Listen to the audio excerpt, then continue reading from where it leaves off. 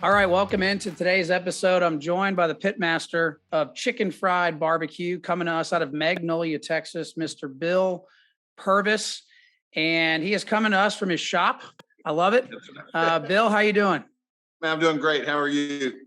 I'm doing wonderful, Thanks for joining us on the show. For our listeners, let me give you a little bit of a context of how I got connected with Bill. So I first heard of Chicken Fried BBQ back in January. I took a cooking class, and one of the competitors there, Bill probably knows who I'm talking about, Mr. Lee Hickle, Right. uses your rub, and that's where I learned about it. And I bought it, and I love it, and here we go. And then I figured out that Bill was the man behind it. Connected with him on social media, and we've kept up on social media. And I reached out and I said, "Hey, I'd love to have you on the show." So here we are. Right. Another thing that Bill and I share in common is we were both on the Barbecue USA series on Food Network, hosted by Michael Simon. Bill was actually on episode 3 and episode 4. So episode 3 was filmed in Texas, and I believe episode 4 was the Smoke on the Falls in Alabama, if I remember right. Yeah. Anyway, he is no stranger to the camera. If you watch the 3rd episode of Barbecue USA, he was one of the most entertaining folks on there. So we're excited. We feel lucky to have him on the show, and we're going to jump right down into it. You know, one of the things we always like to chat about is the barbecue journey. I think I'm really interested in it, and so I like to start there. So for you, Bill, just educate us on the journey into barbecue for you. Yeah, no, well, I mean, I grew up in Houston, Texas. So Magnolia is just north of Houston. But for most people, I mean, Houston's just a hop, skip, and a jump. But I grew up, born in Houston, and pretty much barbecued. I think I did my first full brisket when I was about maybe 21 or 22. But never competitively or anything, but always cooked, and even worked in restaurants and cooked and whatnot. But my journey with competition barbecue came from the company I was previously at. We sponsored a Houston rodeo team, which the Houston Rodeo Cook-Off brings in. It's close to the American Royal. It's a major competition, and there'll be 200,000 people that roll through there it's kind of the rodeo starts before the actual, or the barbecue starts before the rodeo. And so we would sponsor a team so we could give out wristbands, because you need a wristband to get into all the parties. And that got me introduced, meeting pit masters and just being a sponsor. And lo and behold, they talked me into going out and doing a competition, which was much smaller than the Houston Rodeo. And got a couple of calls and got addicted like everybody else that seems to be infatuated with this hobby of ours. So I love it. So now, how long have you been cooking competitively? Man, I bet it's been 3 years now. So. 3 years. 3 years. Yeah. I love that. Yeah. And so I think that's a good point to camp out on for just a second for our listeners, because we've got folks that have never competed. We've got folks that listen to the show that, compete 10, 20, 30 times a year. But I think the important point there is that, Bill and Chicken Fried BBQ have experienced a lot of success in a relatively short amount of time. And so, sure. If you put your mind to it and you remain open to learning, I think you can do some great things. And so much so that you've even not only compete, but then you created your own line of rubs, correct? Correct. At the moment I have one rub, one rub. Okay. Yeah. So yeah. I mean, like I said, I got when COVID hit, I was a vice president of a logistics company, and COVID hit. I saw the numbers. I knew my salary. I knew some of the president, some of the other VPs, and I thought, man, I had a small percentage in the company, so I just sold. I sold my shares because my heart really wasn't into it. I was more interested in, just really hung up on competition barbecue. And I had a couple of other buddies that all had rubs and sauces as well. So it was, an easy transition for me to network with those guys. I mean, the barbecue community, not only on just cooking, but also, helped me out with getting me in touch with co-packers and figuring out the process of doing my own rub. So where was the genesis of because it is a unique rub. And for our listeners, it's called Chicken Fried BBQ Texas Rib Grind. Correct. It is a unique one. So I don't really know if there's anything, similar out there, but how did all that, like, where did the genesis of that all start? Was it just you, legal pad, piece of paper, just brainstorming ideas, or how did it all come to fruition?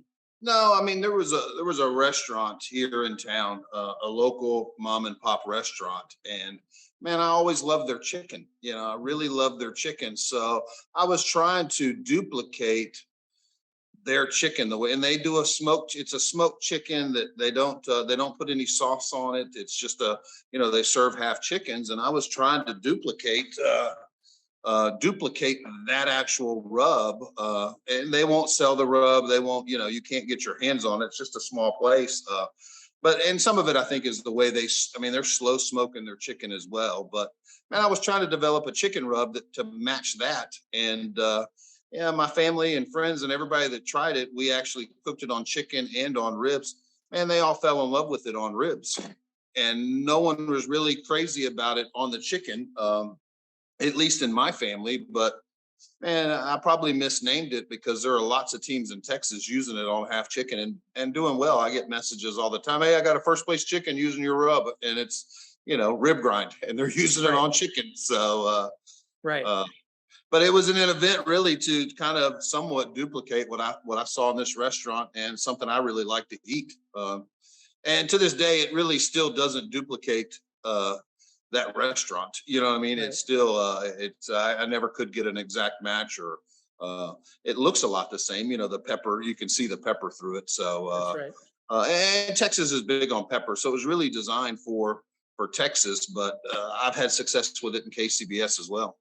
So So now, as far as your cooking schedule and what you've got on the docket, are you give us an idea? Are you cooking 30, 40 comps a year? Are you That's part of the question. The other part is, are you staying mainly in Texas? Are you traveling? What's kind of your setup there? right now, just under the current environment, last year I cooked a lot of KCBS, which we have to drive. I mean, every contest was a minimum of a 6 or 7 or even 8 hour drive to. But once diesel prices have got so expensive, I decided this year uh, I'm just going to stay in Texas and kind of cook local. Last year I did do a lot of KCBS, and I finished 10th place in the points chase. I think I did 28 events last year, KCBS events, and ended up. My goal was to try to end up in the top 10, and I did just barely. Ended up 10th place. So from that moment, I thought, well, let's just save some money, and I'll just cook. Man, like this weekend, I've got a cook off that's an hour from my house, and it's a $10,000 payout. So there's so many cook-offs here in Texas. I don't Right. necessarily have to drive very far. So So right my now question. I probably cook just about every weekend. I mean, unless my wife has got something else on the docket, whether it's a birthday party or whatever. If I don't have anything going, I'm usually cooking. So I love that. So you've got an advantage there. I think you've got a lot, like you've got a lot of opportunities to cook, much more so than we've got in the Augusta, Georgia area. At least within an hour or two distance. Most we're kind of like you said, most of what we have to do is drive 3 to 4 hours, and yeah, it is what it is. yeah. I You mean, usually it there's kind of two goes or with the three. territory. There's usually 2 or 3 within 2 or 3 hours. We have so many different sanctioning bodies in Texas, whether it's CBA, IBCA, and even KCBS has done some events now. They've got 4 or 5 here in Texas. So there's usually 2 or 3 to pick from on most weekends that are within 3 hour driving distance. Right. So So let's camp out on the one on the CBA. This is something we were chatting about just prior to starting to record our interview. But the CBA is a relatively new sanctioning body, and I'm not familiar with it other than just seeing your posts, and I believe Philip Breeden, who did the class with you a couple of yep, weeks ago. I see his yep. posts as well, and that kind of piqued my interest, and I started looking into it. So, educate us. What is the CBA, and what's the mission? Well, I mean, I think the CBA it's kind of like if IBCA and KCBS had a baby. There It's you a go. blend of both of them. Yep. It's man, there's no garnish in the box, which is an IBCA thing, but at the same time we've included pork, which is more of a to us a case as a Texas. Most Texas sanctioned bodies just have chicken ribs and brisket. So we've thrown in the pork. But again, we're no garnish, 4 meats, and IBCA has an hour and a half turn-ins. We do an hour. So it's just a mixture of both. And at the same time, it's constantly changing because it is a new organization. Right now it's just brisket slices in the box, no burn ends. And we're still using a knife and fork for judging. So the judges are not allowed to go in and pick a rib up. They've got to go in with a plastic knife and a plastic fork, which is very consistent with the other sanctioned bodies in Texas, and cut out a bite. And they can only go into the box once. So it's a little bit different in the sense that you probably cook things a little more tender, so it's easy for the judge to get it out. They're not as critical as a KCBS, where, man, sometimes an overcooked rib will win first place, just because there's not certified judges. The judges go in, and, man, a lot of backyard people like fall off the bone ribs. So you can cook a fall off the bone rib and get it into the box, and 9 times out of 10 it'll score pretty good if it's not too mushy. So with the CBA, one other thing that I've learned, or at least found out, is that the judging process is it's digitized, right? And maybe I'm not explaining it correctly, but that's a new concept, right? And I'm wondering if you camp out on that, because I think that's interesting. Yeah, so all the judging is done with smartphones. So it's almost like, it's a web server. It's almost like an app, if you will. Right. So, and they don't actually score it with numbers. They score it with, there's 4 or 5, I think there's 5 different categories. They'll have the word excellent, very good, good, fair, and poor. And the judge touches whichever one they think, is this excellent? They touch the word excellent for taste, texture, and appearance. So all of them, it's actually a small touchscreen phone that's handed out, and all that stuff is electronically sent to the server that's there on site. And man, it calculates all the scores and spits it all out. And it takes 20 minutes a category. So there's no duplication. There's no handwriting. No one's having to write down and transfer something over. As well as the seating is very random as well. It's all random. So you don't know which box is going to which table, which for us in Texas, if my brother-in-law is running the event on an old school, say a IBCA or a Lone Star, my brother-in-law is the head judge. He could probably steer my brisket to a table with a bunch of new cooks and make, not saying that that's happened, you know what I mean? But there are people that think that stuff happens. And, I generally think most people in the judging room are doing things the right way, but it's easier for the way the double blind system works to, let's move Bill's brisket over to this table, and it's a bunch of new cooks, and hopefully he'll score well on that table. That'll get him into the final round. It takes a lot of that stuff out to where it's all electronically done as far as which brisket goes to which table. That's interesting. I love that. And so in terms of expansion, I don't know how, privy you are to all that to the information for the organization, but in terms of expansion, is there any plans to try to continue to grow that outside of Texas? Asking for a friend. No, for sure. We've got, I think we've got an event we're working on, because I'm on the board of CBA as well. But we do have an event that we're working on in Louisiana. And I think even actually, I know some of our other board members were talking to some people actually in Georgia, believe it or not, to put on an actual CBA event. But we'll go anywhere. And we definitely want it to grow outside of Texas. It's just a matter of getting the promoters that want to put on a contest and want us to judge it, because essentially we are just CBA is just a judging organization, much like any of the other sanctioning bodies. Right. I got to say, but it's a little different in the sense that we don't, like say KCBS, they provide the judges. So that kind of falls on our promoters to, if we're doing a cook-off and let's just say San Antonio, Texas, a promoter wants us to go to San Antonio, chances are he's from San Antonio. It's his charity. He's local to there. So it's his responsibility to round up and promote his contest and bring in off the street judges from his community. So That Whereas is we don't necessarily provide judges. We do provide the judging as far as the format and all the rest of it, but it is on the promoter to bring in their own judges. interesting. Interesting. I love it. I love it. There's just so many intricacies to all these different sanctioning bodies. And I would say what a lot of guests have said on the show, if you're listening to the show and you say to yourself, all right, I want to get into competition barbecue, my advice would be just find a sanctioning body close to your house and do it. Yeah, for sure. For sure. You I mean, know, that was my first year was just, man, it was the cook off that I did in my first year was really based on how close is it to my house. At Yep. that time, I had a 9 to 5 job and I'd get off work on Friday at 5 o'clock and drive 2 hours. And man, I start prepping my meat and cooking. But after a couple of years, some of my priorities changed. And now I start looking at payouts and, everything else, but at first it was just what's close.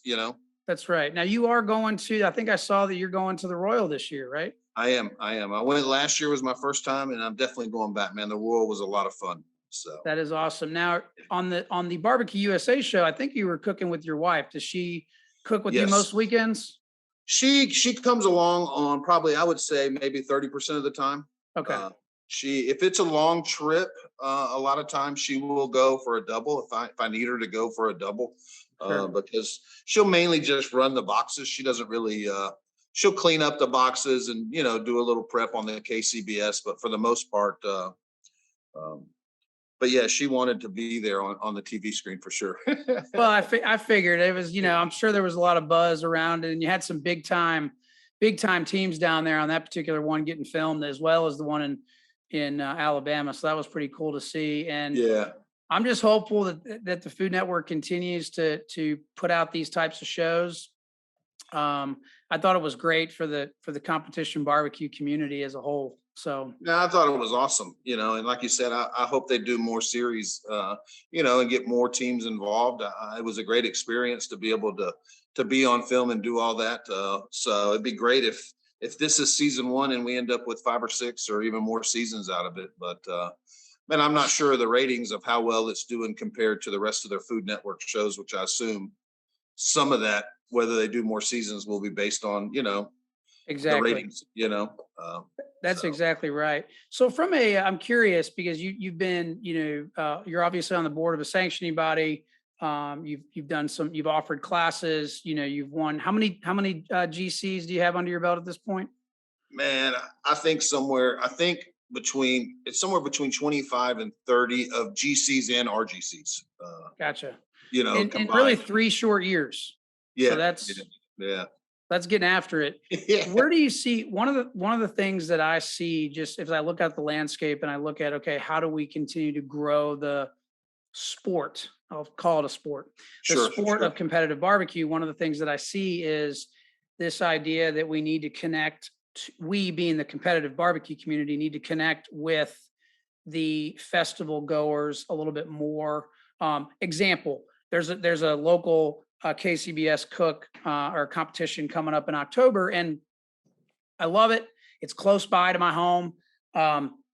But I've heard that you basically have the festival and then you have the competition team somewhere else. So it's really separate. Right. And Right. I feel like just not knowing much about it, but just thinking to myself, okay, in order for this to continue to thrive and succeed, we got to really appeal to the To the masses. Yeah. to the masses, right? What's your thoughts around that? I mean, how can that is that a promoter thing? Is that a barbecue thing? Is it a combination? I mean, what can we do to further that? Well, I mean, I did a competition. Where was it at? I think it was, I say close to you guys. I think it was Sip and Swine may have been. And Oh yeah, it's I about think 2 it hours was from us. Sip and Swine. Was it Sip and Swine or no, maybe Festival Discovery? That was Greenwood. Yes. So that one, I thought was really interesting because it was a big festival, and they had vendors. I mean, they probably, I don't know if they had 25 or 30,000 people there, but it was real interesting how they did People's Choice. I didn't really know, and I've never, we don't do a lot of People's Choice in Texas. That's nothing. In any of our comps, we don't really have. Right. There's no People's Choice. I mean, usually there's no people there except for us. Right. But this one, it was pretty interesting. And the spot that I got, because I got in late, they said I had to do People's Choice.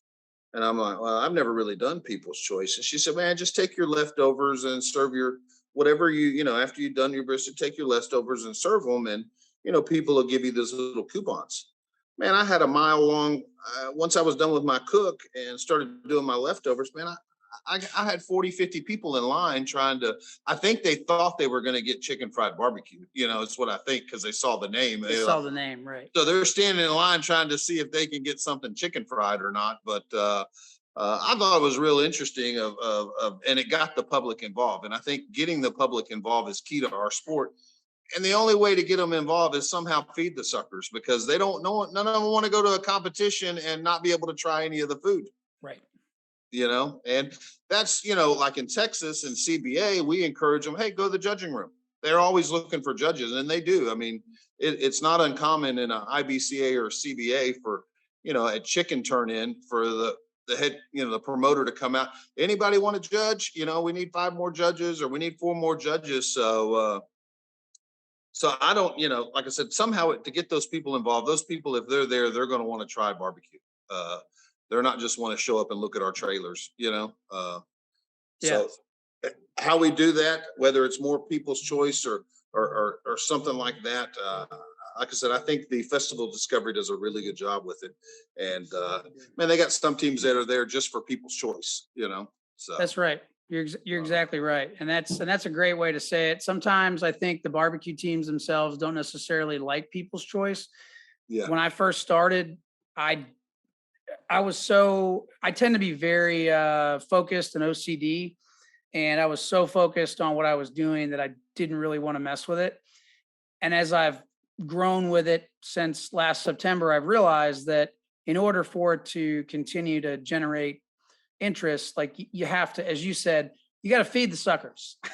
Man, we've got some pretty big competitions in Texas. I went to Austin Rodeo, and there's 100,000 people there. And I must have told people, man, 50, 20, 100 times, no, sorry, we don't have anything to serve, Right. Where people coming by your trailer, hey, y'all got any barbecue? Or are you selling it? A lot of times they think we're food trucks too. My rig probably emulates what maybe a food truck looks like to some degree. So, and I get people messaging me on Instagram and, hey, where are you set up at? I saw you driving through, Lafayette, Louisiana, and I'm headed to a comp, and I'm sorry, I'm not a food truck. I'm a competition team. So I probably should put that on the trailer. How did you get the name Chicken Fried BBQ? I'm curious. And I was before barbecue, I was doing a lot of hunting, and I would film my hunts and put them on YouTube so I could share them with my buddies. If I shot a pig or I shot a deer and I did a lot of bow hunting. So I would bow hunt, and I would try to film the hunt. So I could see where the animal went to help me track it. I could go back and look at the camera and go, oh man, he ran this way. But yeah, I was putting videos, and I went to Africa and shot, quite a few animals with my bow and arrow. And one of them was a zebra, and it was on there, and I just had it under my name, Bill Purvis. So, well, when I posted that zebra video, man, I had all kinds of like animal activists. Man, they really started beating me up in the comments. So I quickly changed the name just on the spot to Chicken Fried Hunter, and took my own personal name off of the YouTube account. And so it made an easy transition from Chicken Fried Hunter to Chicken Fried Barbecue, as I didn't really put a whole lot of thought into it, Well, it's catchy. It definitely gets people, it turns their head. I'm sure, like you said, you probably get a lot of folks that are like, hey, I want some Chicken Fried Barbecue. All the time, man, all the time. At some point, I'm going to have chicken fried samples, I think, There you go.